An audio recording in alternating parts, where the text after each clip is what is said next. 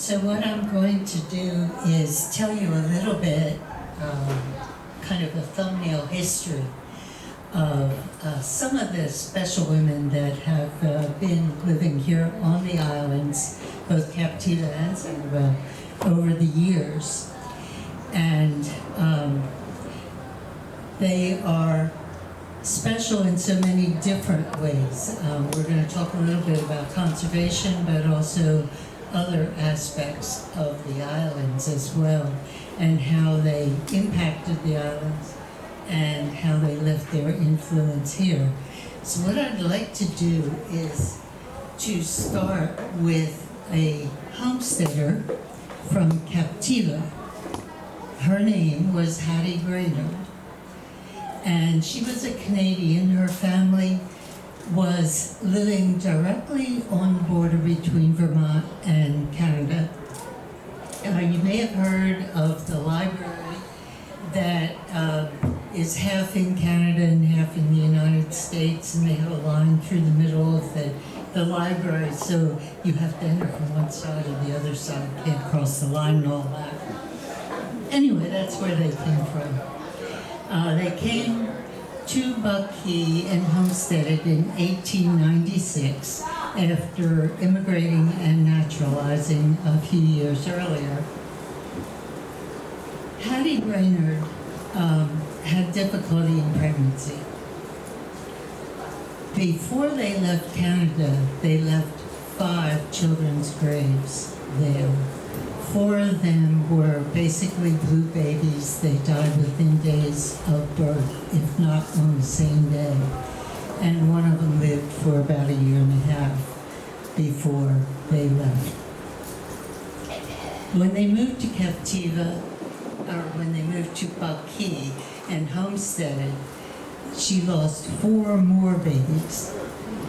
And when they moved to Captiva, she became Captiva's medical person, go-to person, and their midwife. Can you imagine? After losing 9 children. It didn't end there. She lost her 10th child, who had lived to age 10, and had purchased an acre of land on the Captiva Gulf front that she wanted to be buried in that acre because she loved that area so much. When Aunt Emma died, they moved from Buckeye to Captiva, and I suspect it was simply because it was just too much on Buckeye. Excuse me.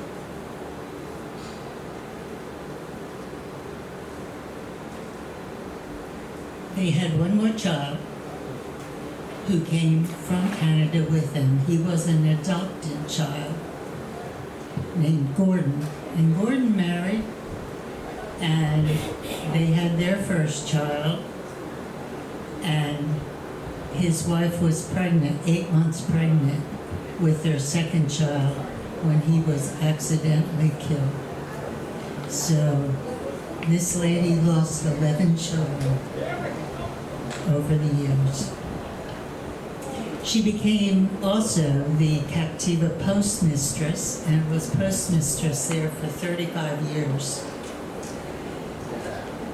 After she ended her career in the post office, her granddaughter, the only surviving child, Beulah, became postmistress as well.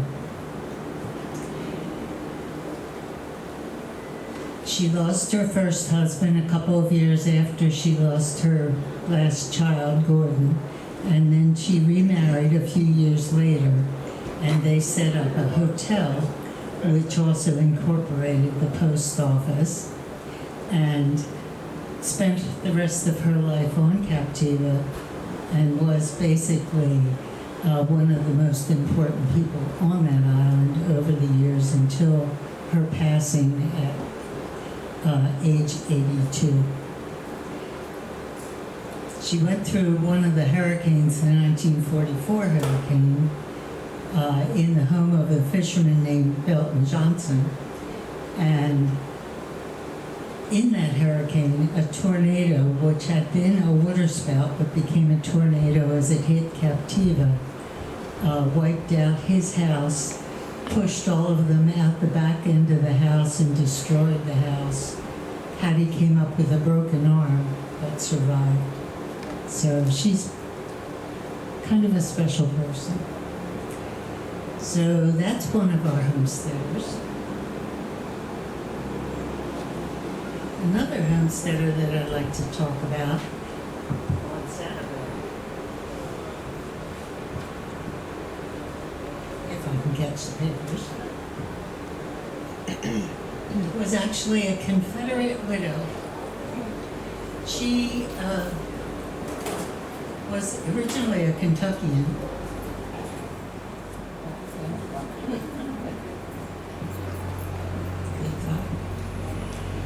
She was originally a Kentuckian, but when she married, she moved to Louisiana with her husband, who was a lawyer and later became a state senator. But during the Civil War, he was a captain in the Confederate Army, and he captained a cavalry unit called the Red River Rangers. Letitia Nutt, who is the lady I'm talking about, had 3 children when the Civil War started. The first 2 were, I think, 5 and 3 years old, and the last was a baby, had been born the same year as the beginning of the Confederate War. She packed those kids up and followed him on the battlefield through the entire war, and he served through the entire war. Part of the time he was in prison, and she camped outside of his prison when he was there. She always called him in the journal that she wrote, "my darling." One of the quotes I pulled out of her journal was, "The family moved again into a mere shell of a house where they slept on the floor, washed in a tin basin, and shared one penknife." Letitia exchanged a new calico dress for a cook stove.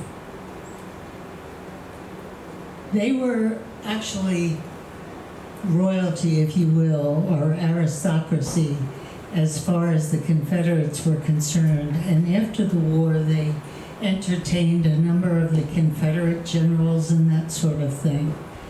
But in 1882, her husband died, probably of yellow fever, while he was a state senator. And so a few years later, their house burned to the ground. She was completely devastated. She packed up her 3 girls, her brother, and her mother-in-law onto a mule cart and went from Shreveport, Louisiana to Sanibel Island in 1888. When she got here, she homesteaded. If you're familiar with Lake Murex here on the island, that's basically her homestead, and her daughters also homesteaded as well as her brother. So there was quite a bit of property, and they farmed. They also built a house called Grey Gables, which lasted until Hurricane Ian a couple of years ago, when it had to be taken down because it was too far gone. And there's a family cemetery still there on the property where all of these people are buried. She was very strong-willed. She became the postmistress of Sanibel for about 5 years, but basically she and all 3 of her daughters were teachers, and they spent most of their lives, all of them, teaching on the island and as far north as Punta Gorda, east as Alva, and south as Marco Island, all of which were part of Lee County at the time. She never forgot the Confederacy. She was always violently against Northerners, although in teaching she taught her history even-handedly. Her daughters never married while she was alive, and it was only the youngest daughter who ended up marrying at about age 55 once her mother was gone, because none of the suitors were suitable for her to marry. But she nevertheless made a huge impression on the civility of a very wild and roary Sanibel Island at that time. And she's still well known today.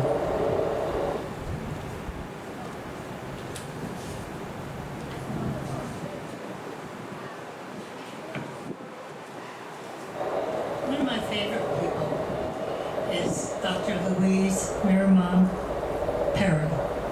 And she and her husband Nelson came to the islands in 1918, probably on the steamer Gladys, because that was the main steamer running from Fort Myers and the train station to Sanibel. When they got here, they were not impressed. In fact, they got to the point where they were about to return to the boat and leave the island that same night. But the boat had already left. They missed it. So they stayed the night, and then they decided, well, okay, we will stay. And spent some time at Captiva, which is mid-island,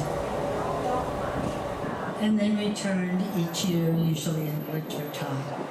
Louise Perry was a medical doctor and ophthalmologist, and probably one of the first women specialists of that type, and they were from Asheville, North Carolina. During her time on the island, she always gave people medical help if they needed it, and she always also said that islanders help each other for nothing. She would never charge for her services. When they moved here full-time in 1926, her husband built their home, which they called Spindrift, and he added to it a marine lab, because at that point, Louise Perry, who was basically a scientist, had discovered shells and malacology, and she was deeply involved in studying them. She wrote scientific papers, did dredging and other offshore trips in order to discover new things. She named 15 new shells in the scientific format. She also raised Janonias in an aquarium in her lab.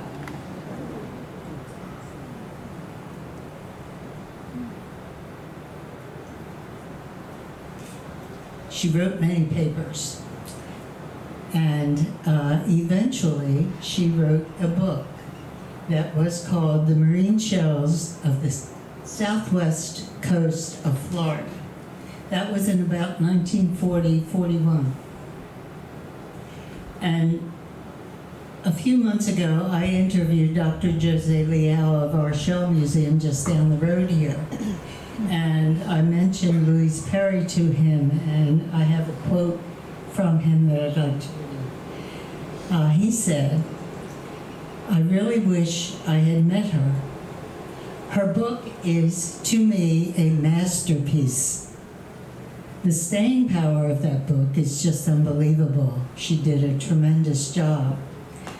Dr. Leal was the executive director of the Shell Museum, and then he transitioned to being the island curator, and he has spent his entire life working in postdoc as well as museum experiences, including up at the Smithsonian and the Delaware Museum of Natural History.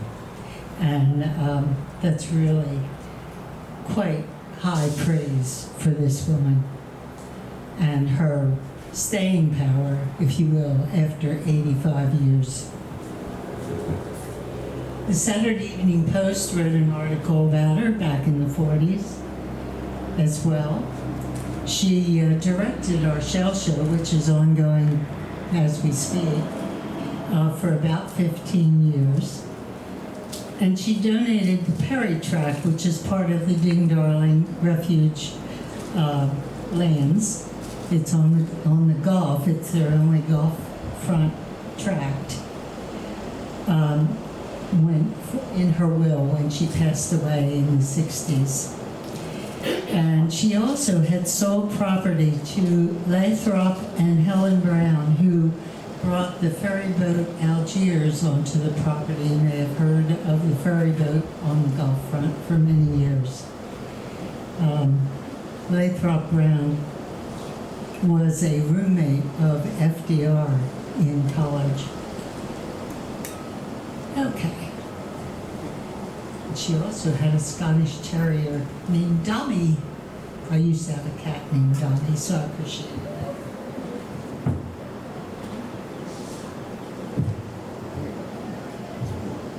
So the next person I'd like to talk about is Esperanza Woodring. Did anyone see the film that we just presented of Esperanza? Okay, I see one hand. Okay, she was a unique and wonderful person.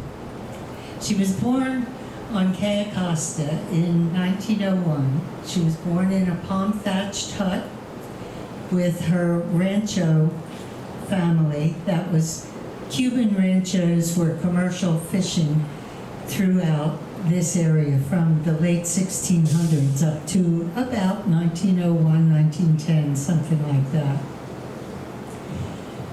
When she was about, 18 or 19, she married the fishing guide for, tourists and tarpon and so forth, the fishing guide, Sam Woodring, and thus became Esperanza Woodring. Between her family commercial fishing and her husband fishing for sport fishing, she had learned just volumes about our waterways, our mangroves, and certainly all of the sea life and so forth that we have. She was an on-the-ground conservationist and environmentalist, and she was not at all hesitant to tell the Lee County Commission and the public in general how devastating it was to have the causeway built when it was proposed, and noting that it would destroy much of our sea life. And she was absolutely right. Sam Woodring died when their second child was only 5 years old. And so she became, as Priscilla Murphy said, all our guides are gentlemen except one. She's a lady. She became fishing guide, shelling guide. She also was the grandmother to practically all of the kids on the island through her years. But before Sam passed away, one of his not so legal occupations was bootlegging. He never made liquor, but he did buy and sell it. And one of the things that happened down at the Woodring compound, a part now of the Ding Darling Refuge as well, one of the things that happened one time, Esperanza spoke of having her grandchildren raking the yard, and they piled all the brush up in a spot, set fire to it. And after a little while, suddenly blue flames started flying out of the brush. They had piled the brush on top of buried, bootlegged bottles of booze. So it was evidently quite a scene. She was also one of our parade grand marshals, and she was a great lady.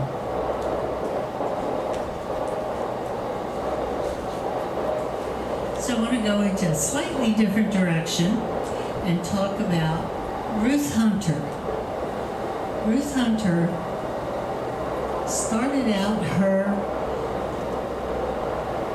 life as an actress in vaudeville, and eventually she went to New York and she starred on Broadway. She was the title character, Ellie Mae, in Tobacco Road for 5 years on Broadway. It was a play written by Erskine Caldwell, and she played the role over 2,000 times.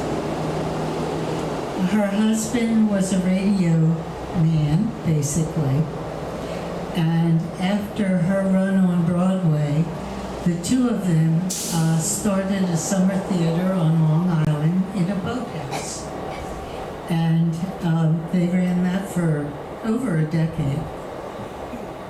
Then they were visiting down here from the 1950s or so on, and discovered that the schoolhouse on the island, the white schoolhouse, had just been moved basically up the road here to a new place and integrated. We had both a black and a white schoolhouse for many years here on the island, part of the segregation of the South. So the school was empty and available for purchase, which they did. They renovated the school to a theater, and they had the construction company working on it. One of the people working on it was Joe Whiteman, who was from Captiva. He was an electrician, but he worked barefoot. As Marty Holtz, a friend of mine, said, Joe Whiteman worked barefoot with 110 volts. With 220, he put on shoes.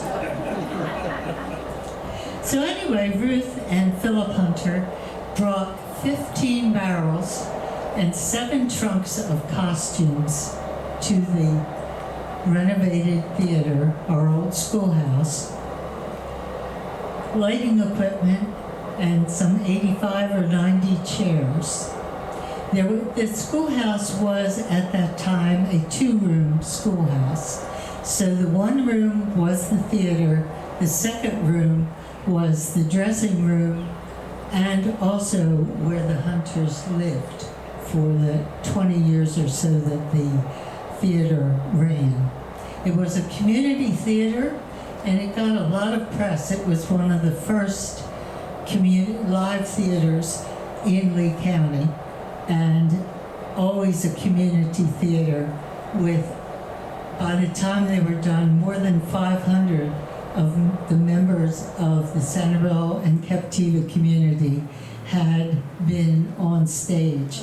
Everyone from who became our mayor, Porter Goss, down to 6-year-old kids from the school. They did over 100 plays, 1- and 2-act plays, comedies, English theater types of things. And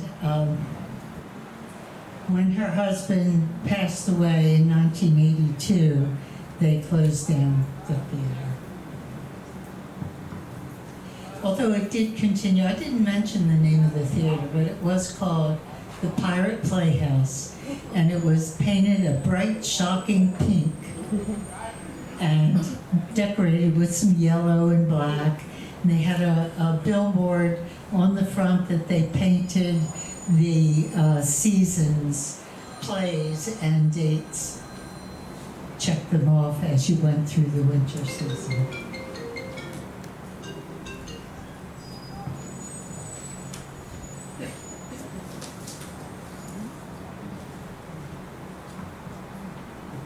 Then the last person I want to talk about is Eileen Lotz. Eileen was coming back and forth to the island. She was a birder from Miami for many years before the island incorporated. But when the incorporation process began on Sanibel, she was asked to help them. She had been a governmental consultant, and she was concerned basically with city charters. She was very experienced in this.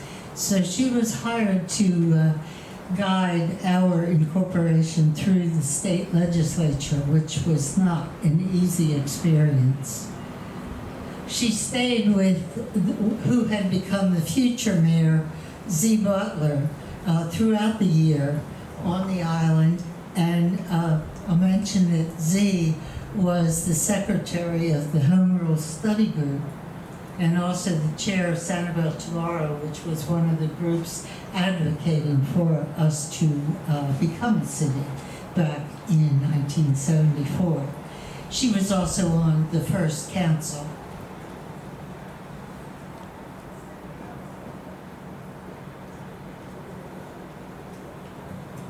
She became a resident for a decade or so and returned for our 25th anniversary, did interviews for the library archives and stayed in touch over the years. And she wrote an account of the incorporation effort that was extremely interesting, naming a lot of the people and places and difficulties that were encountered throughout that. Porter Goss called her the mother of Sanibel for her efforts. Once she retired, she traveled. She was, as I said before, a birder, and she traveled around the world. Particularly, she loved penguins and spent a fair bit of time in the South Latitudes. She wrote a book called Birding Around the World in her retirement as well. So that's kind of a quick sketch of a half a dozen of these women. And if you have questions or comments about them or other women, I'd be happy to answer what I can. I heard a conflict about Esperanza. I'm wondering about, the film says that she's descended from the people who came from the Canary Islands. Originally, yes, generations back. She has Canary Island, also some Mexican and Cuban ancestors, I guess you would say, yes. Mm-hmm. Yeah, it's not really a conflict. She, the Cuban fishing ranchos, they were based in Cuba, but the Canary Islanders had gone to Cuba and then here. And some of them were here year-round, some of them were here only in the winter season. It was basically mullet fishing for the mullet roe or eggs, and also for dried or salted mullet. And then once about, as our world transitioned to the 1900s, the train system got all the way down to Punta Gorda and then to Fort Myers, and they could provide iced fish rather than salted fish, so the whole commercial fishing industry turned around almost immediately. So that took care of Cuban ranchers, basically. Yes? I'm curious if you know or not, who was advantageous in protecting the live shell beds here on Sanibel? Because to my understanding, Esperanza was part of that, but I didn't see that, okay? There was actually a committee. I was actually on it for a short time.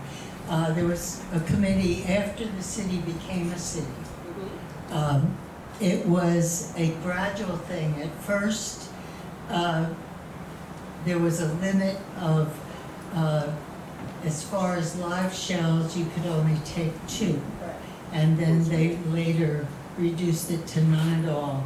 And then after that, the county, and it expanded through the county, not just Sanibel. No, to my understanding, there is an area on Sanibel that is government-protected live beds for shells. Well, all of the live shells are protected. You cannot take the live shell. I understand that. Yeah. But there's, okay, I just understood there was an area where there was no construction to be had. It was to be kept natural and live Well, beds. When you say an area, I think you really, most of it really should be the case, but I don't know that there's, just a specific spot, plot. Okay. I'll get it. Sorry.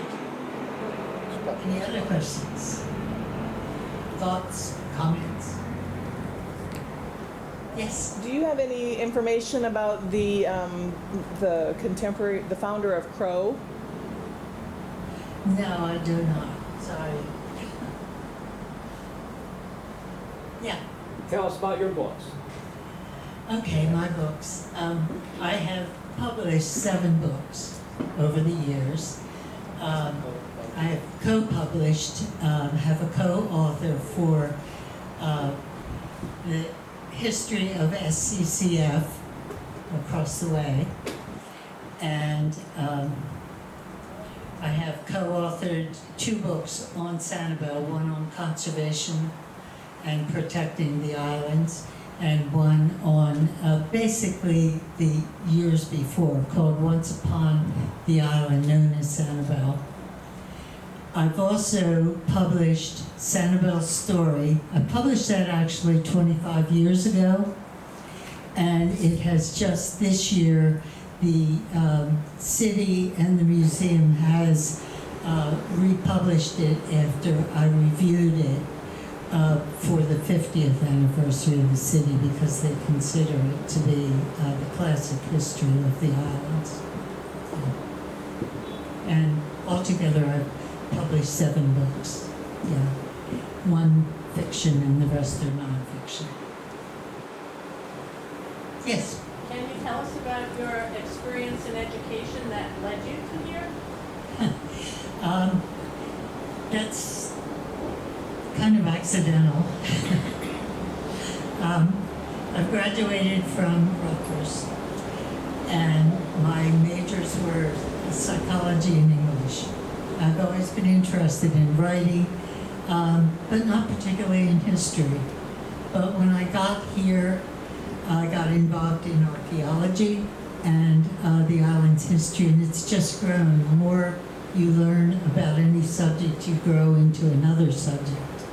And so Florida history is really, at this point, my passion, including this area, obviously, starting from this area.